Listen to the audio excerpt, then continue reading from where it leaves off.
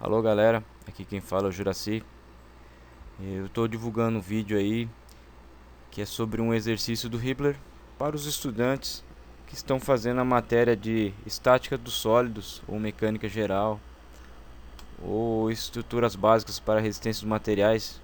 Depende de como a faculdade nomeia essa matéria, essa disciplina. Eu vou falar em específico nesse vídeo sobre um exercício do livro do Hibbeler, né? Que muitos dos estudantes executam esse exercício de forma automática, vai lendo o enunciado, fazendo as contas e no final chegam num valor aproximado de menos 484,92 aproximadamente, vai, 485, que seria o peso dessa lâmpada. E aí comparam com a folha de resposta, né, e vê que seria 138 newtons, né? E aí começam a se perguntar onde eu errei. Aí refazem o exercício e não descobrem, né? E isso se dá porque esse exercício, eu digo isso porque quando eu estava cursando essa matéria eu cometi o mesmo erro. Quando eu comparei o meu resultado obtido com o resultado do verso da folha e não entendi por que eu tinha feito de errado, eu decidi fazer uma engenharia reversa, né? E o que seria essa engenharia reversa? Atribuir um peso a essa lâmpada e ver quais são as forças, né, que eram aplicadas tanto no poste quanto nos cabos AC, AB. E aí eu tive uma constatação, né? Eu percebi que os valores não batiam com esses enunciados aqui, né? Eu percebi que a força no poste aqui, a força atuante no poste, era maior do que essas duas, né? E aí, lendo o enunciado novamente, eu percebi que isso aí era compatível com o enunciado. Só que o enunciado ele diz que a barra AC e AB suportam uma tração máxima de 500 newtons. Não diz que ela está sendo tracionada com 500 newtons, né? E diz que o poste tem uma compressão máxima de 300 newtons. Isso é coerente com meus resultados. Os meus resultados falaram que essa força aqui era maior do que essas duas. E você olhando agora que a gente já sabe dos resultados, né, de pós-resultados, a gente vê que realmente se esse cara está puxando esses dois esses dois cabos estão tracionando esse poste e ele mesmo não está sofrendo nenhuma flambagem devido à tração, quer dizer que ele está suportando toda essa carga aqui dentro do seu regime elástico, né? E isso quer dizer que o cabo não está na sua tração máxima, né? Porque se tivesse, ele, como ele suporta uma tração maior do que o poste teria envergado e esse cara aqui estaria numa condição normal. Bom, só que aí eu descobri que tem uma variação desse mesmo exercício, que seria essa engenharia reversa que eu fiz. Quando eu fiz, eu coloquei um peso aleatório e aí descobri e fiz a conta normal para resolver esse exercício. Então, antes de resolver esse exercício propriamente dito, eu vou pegar uma variação desse exercício que também tem aí nos livros lá como complemento desse exercício. Vamos a ele então. Bom, então vamos resolver o exercício a qual eu mencionei, né? Que é uma variação desse exercício dos cabos aqui, né? Bom, o enunciado da variação desse exercício é esse aqui que está aparecendo na parte inferior do vídeo, né? Esse exercício ele nos dá o valor da massa, né? O valor da massa dessa luminária, né? E diz que ele é suportado pelo poste AO e pelos cabos AB e AC. E se a força do poste atua ao longo do seu eixo, para nós devemos determinar as forças em AO, AB e AC para a condição de equilíbrio. Então vamos lá. Esse exercício aqui, a primeira coisa que nós devemos fazer é transformar esses vetores aí em notações cartesianas, né? Fazer aquele nosso e velho conhecido vetores unitários, né? Antes de transformar o nosso diagrama em vetores unitários, precisamos estabelecer algum referencial, né? Bom, como essas forças nos cabos são forças de tração, eu vou adotar o meu referencial sendo A, né? Então a força está puxando de A para B, mesma coisa de A para C. E o poste está resistindo com uma força positiva que vem de O para A. Então, se o meu referencial está em A, e eu vou começar pela força AB, né? Então, como se meu referencial está em A, a nossa força AB ficará AB, né? Vai ser igual, né? Agora vamos decompor ela em XYZ ou em IJK, né? Se estamos em A, para chegarmos em B, nós temos que deslocar. Estamos falando do eixo X, né? Então nós temos que deslocar 2 metros no sentido oposto ao sentido positivo, né? Então menos 2 e menos 4, ou seja, a primeira componente seria menos 6i, porque ela sai de A para B. Então ela anda 2, depois ela anda mais 4. Beleza? E agora vamos fazer a mesma análise para o eixo Y, né? No eixo Y nós estamos no ponto A, estamos a menos 1,5 do eixo O, né? E mais 1,5, porque o ponto C e o ponto B eles são alinhados na mesma coordenada do eixo Y. Então, em relação a A, é 1,5 mais 1,5 no sentido positivo. Então, aqui temos a coordenada mais 3. Na verdade, não é a coordenada, é o módulo, né? A distância. E agora vamos analisar o eixo K, né? Que é o eixo do Z. Estou em A, até chegar à minha origem, eu estou numa coordenada de 6 negativos, né? Então, 6K. 6K. Não entrou aqui. Bom, mas nós sabemos também que o vetor unitário, né? Nós temos que, como ele é um percentual de cada segmento sobre o módulo, né? Vamos ter que dividir isso pelo módulo, né? E o módulo, como é que nós calculamos? Nós calculamos pela raiz quadrada de do somatório das componentes ao quadrado, né? Então vamos ter aqui, ó, menos 6, né, ao quadrado. Próxima coordenada, né, seria o 3 ao quadrado. E mais, agora outra cota negativa, menos 6 elevado ao quadrado, certo? Esse seria o nosso vetor unitário, né? De posse da equação montada, podemos simplificar um pouco mais essa força B.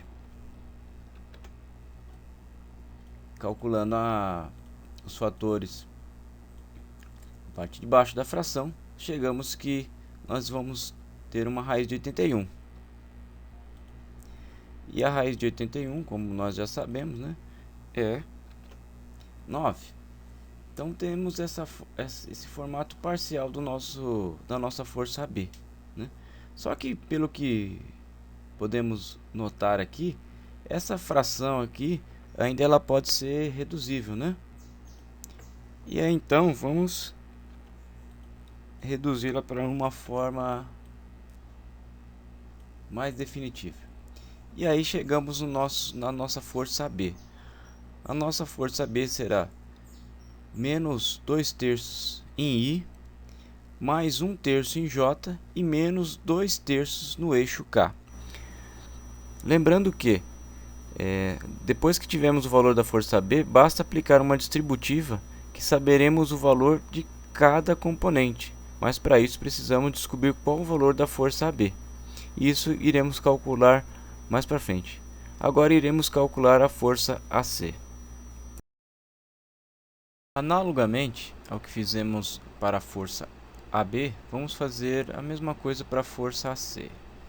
Então, se estamos em A, né, e queremos chegar em C, sobre o eixo X, que é por onde sempre devemos começar, nós temos um deslocamento de A até C de 2. Então vamos lá, vamos escrever nosso vetor unitário para a força AC. F AC será igual. Então, como já vimos, estamos indo ao sentido contrário do eixo positivo. Então aqui ficaria menos 2i. Mas, vamos lá. Coloquei o sinal de mais, mas não quer dizer que isso vai ser positivo. Vamos analisar primeiro antes de falar qualquer coisa, né? Então vamos lá. Estamos em A. Estamos indo para C. Está em relação à origem para o lado positivo, né? No sentido positivo de y. Então será mais 1,5 mais 1,5, 3. Então teremos também 3j. Então, portanto, não precisamos colocar entre parênteses. E agora vamos analisar a força. O eixo K, que está 6 até o zero, só que é no sentido contrário ao eixo positivo Z. Então seria negativo. Então, menos 6K. Bom, mesma coisa que fizemos no anterior, vamos dividir pelo módulo, né? Vamos dividir pelo módulo. E como vimos, né, o módulo é a raiz quadrada das componentes ao quadrado. Então teremos 2 ao quadrado mais 3 ao quadrado menos 6 ao quadrado, né? Isso vai nos dar uma raiz de 49. Calculando essa raiz, vamos ter o resultado da nossa força AC. E aí ela fica deste modo. Força AC é igual a menos 2 sétimos em I, mais 3 sétimos em J e menos 6 sétimos em K. E agora vamos calcular a nossa força que atua sobre o poste AO.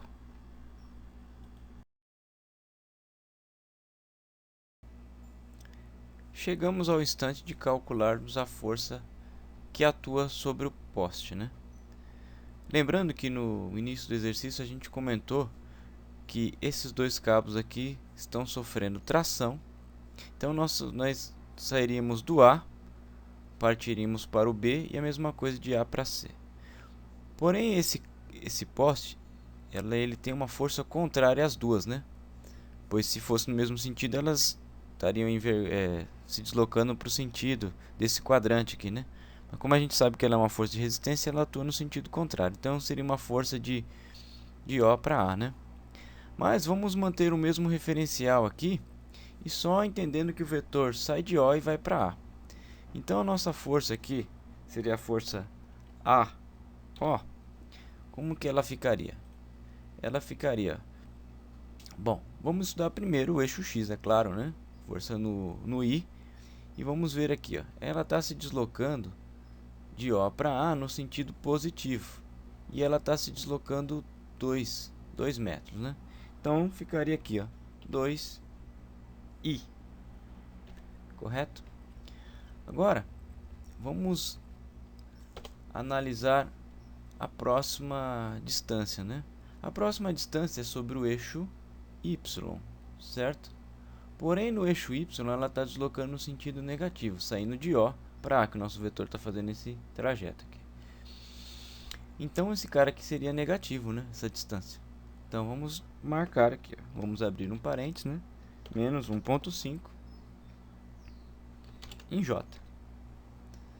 E agora vamos fazer a mesma análise para o eixo K, que é o letra Z aqui, né? Mesma coisa. Estamos na origem e vamos para o ponto A. A nossa distância a percorrer seria os 6 metros. Positivo, né? Que está no mesmo sentido do eixo Z. Então, mais 6K. Certo? E como já calculamos nas forças anteriores, o vetor unitário são as componentes dividido pelo seu módulo, né? E isso vai resultar numa raiz quadrada de número decimal aqui embaixo, né? Para fazermos a análise, vamos abrir um parênteses aqui, ó. Raiz quadrada de 42,25. E vamos ver quanto é que vai dar aqui, ó. Vai dar 6,5. Então, poderíamos fazer assim. Continuarmos o cálculo com o número decimal. E ficaria desse formato, né? Ou para ficar um pouquinho mais didático, poderemos pegar cada parcela e multiplicarmos pela parte de cima e pela parte inferior da fração por 2. E aí teríamos um valor matematicamente mais correto, né? Correto não é a palavra certa é apresentável. Então, multiplicando por 2, em cima e embaixo teremos na força AO 4 sobre 13i menos 3 sobre 13 em J e mais 12 sobre 13 em K. Esses são os nossos 3 vetores unitários das forças. E agora sim vamos calcular as forças propriamente dito.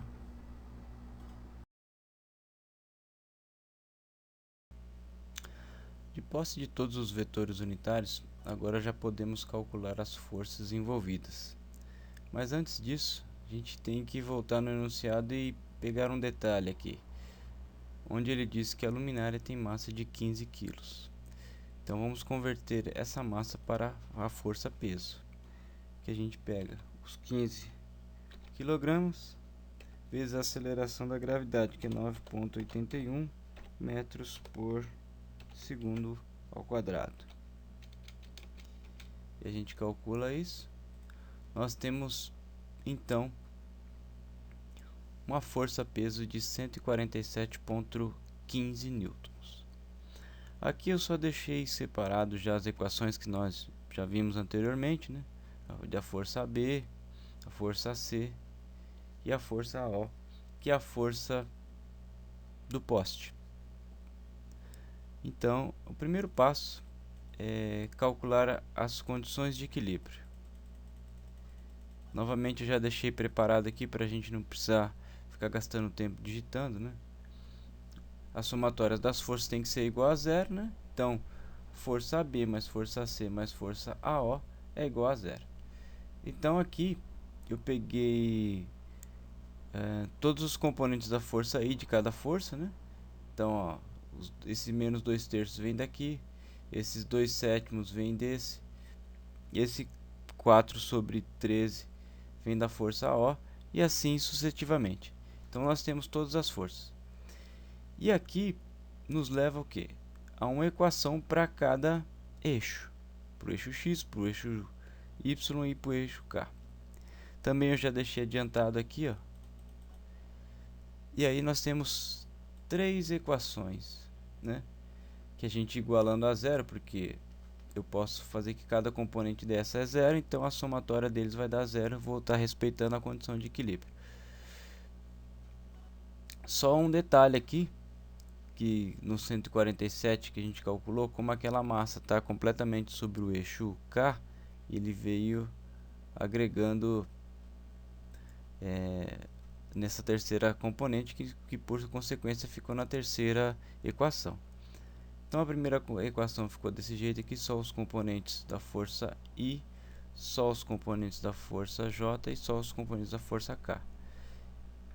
E esse cara aqui também tinha igualado a zero, mas para facilitar a minha equação, eu passei esse menos 147, que é a força peso da luminária, né, para o outro lado. Então eu troquei o sinal dele e mantive a igualdade. Agora eu vou apresentar para vocês dois métodos de resolução desse exercício. Um pelo método de Cramer, né, matrizes, e o segundo por álgebra linear mesmo, né. Esse primeiro método que eu vou abordar, que vai ser as matrizes, eu só vou apresentar matrizes, né, e também vou esboçar o cálculo na calculadora 50G, porque caso alguém tenha e queira confirmar e depois fazer os exercícios manualmente, é só para ter um ponto de verificação. E depois na parte algébrica eu também vou fazer de modo um pouco mais acelerado, porque já estamos com um tempo bem adiantado desse vídeo aqui, né? Então vamos lá, vou apresentar para vocês a matriz agora, né? Aqui é a matriz que nós acabamos de montar, né? De acordo com as nossas equações. Os valores de x, os valores do eixo y, os valores do eixo z. Aqui as respectivas incógnitas, né? Força B, força C, força O. E as respectivas respostas, né? Das equações. Somatório igual a zero e mais 147,15. O método de Cramer, né, que foi por onde a gente resolveu essa matriz, é aquele que a gente calcula primeiro o determinante de A, né, que é a diagonal principal menos a diagonal secundária. E depois, para cada uma dessas respostas, a gente vai calcular o determinante de AX, de AY e de AZ, né? E depois de calcular esses determinantes, nós vamos dividir os respectivos que a gente quer encontrar, nesse caso aqui o determinante de AB, dividido pelo determinante de A, e nós vamos ter as respostas, né?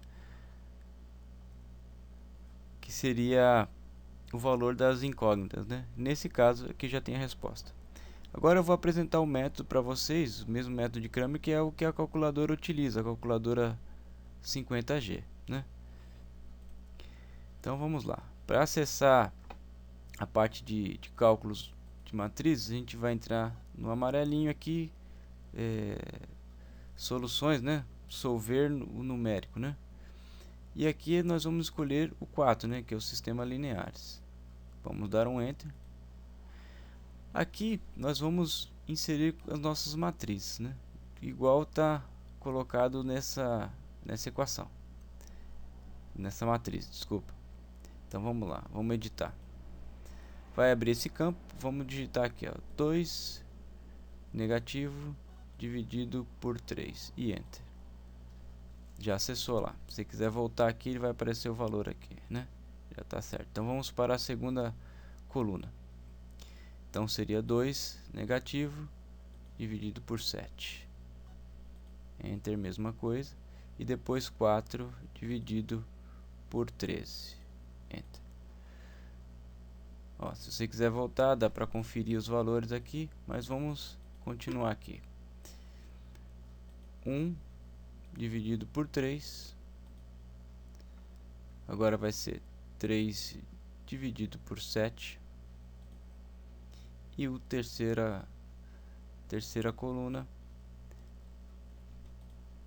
3 negativo dividido por 13. Agora vamos para a nossa última linha. 2 negativo dividido por 3. 6 negativo dividido por 7. E 12 dividido por 13. Terminamos de preencher a planilha. Nesse caso aqui, nós vamos colocar os resultados agora, que seria o B aqui, ó, do jeito que está a x vezes igual a b. Então o b é essa última coluna, então vamos editar ela.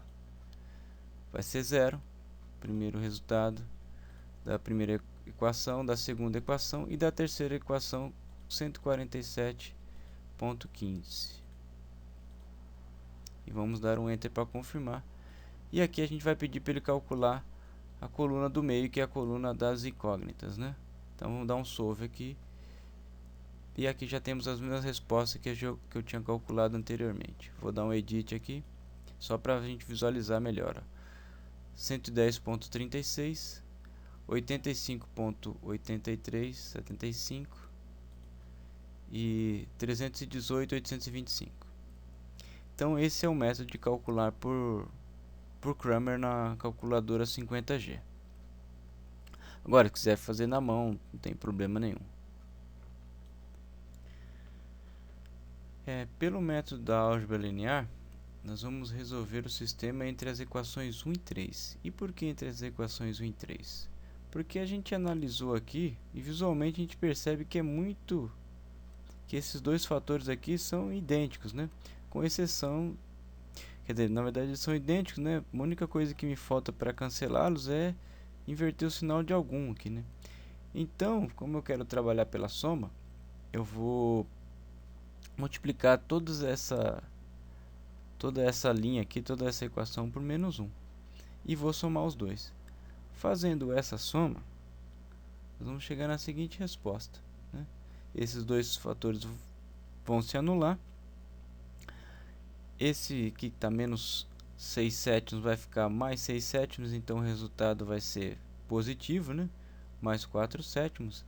Aqui, onde está positivo, vai ficar negativo, então vai ser menos 12 sobre 13 sobre mais 4 sobre 13, então vai dar menos 8, né? O valor aqui, esse cara vai estar negativo, ele é maior. E esse cara aqui que está aparecendo como positivo, multipliquei por menos 1, ele ficou menos 145, somando com 0, dá o menos 147,15, desculpa. Aí agora nós vamos pegar esse cara e vamos isolar o AC. E como é que ela fica? Ficará dessa maneira aqui, se você fazer as contas certinhas, vai ficar desse jeito que a gente vai igualar. E agora vamos voltar para a primeira equação. Nós vamos pegar a nossa primeira equação, essa aqui, né? Equação número 1, e vamos simplificá-la em função de AB. Novamente vamos ter uma equação um pouquinho diferente, já com AB isolado, né? Então aqui nós já calculamos o AC, né? E agora a gente pegou e isolou o AB. E por que a gente fez isso? Porque agora é de nosso interesse substituir a equação 1 já simplificada, né, pelo valor de AC que a gente acabou de calcular aqui anteriormente, né, aqui em cima. Então, ó, esses valores aqui já estão dessas. A única coisa que foi o AC que a gente pegou os valores daqui. Com isso, a gente consegue chegar no valor de AB, né? A força AB é igual a 110,36 newtons, igualzinho que a gente conseguiu na calculadora a 50G, né? E no método de Cramer lá, que eu tinha calculado pelo próprio Matcat. Agora, o que a gente vai fazer? Como a gente utilizou a equação número 1 e número 3 para elaborar as equações secundárias, né? As que são derivadas das primeiras, então a gente vai calcular agora a equação, vai utilizar a equação número 2, né? Então a gente vai pegar a nossa força AB, que nós acabamos de calcular, né? E a força AC também, né? E vamos inseri-las na equação número 2. Então aqui nós tínhamos o AB como incógnita, agora a gente já sabe que ela é 110. E a força AC, que é aquela nossa simplificação que fizemos, né? Em função de AO. Então aqui a gente fez a substituição, né? Igualamos a zero, né? Equação número 2. E com isso, a gente chega que o FAO seria 73,5 vezes 13 terços, né? Que isso vai dar os 318,825 newtons. E agora a única coisa que vai nos restar é calcular o FAC, né? Então vamos lá. O FAC nós vamos pegar pela própria equação que a gente estabeleceu ela inicialmente, né? E vamos só substituir pelo valor que a gente tem dos 318, né, do FAO. Fizemos a substituição aqui, onde está o parênteses, né? E aí já chegamos no valor. Então aí a gente chegou nas três respostas, né? Que era do enunciado, né? Das três forças. Então a força FAB, que seria os 110,36, a força FAC, que seria 85 ponto, e a força FAO, que é os 318.825 newtons. Então, galera, isso aí foi o exercício que na verdade era o exercício alternativo, né? Eu me estendi um pouco porque eu quis deixar o exercício de forma bem detalhada, né? O próximo que eu vou resolver, que seria o oficial dessa aula, né? Só que a gente fez esse aqui porque eu achei que era importante. E agora vocês já vão ter o segundo exercício, né? Vocês vão ter um exercício que vai valer por 2. O próximo eu já vou fazer de uma maneira um pouco mais veloz, né?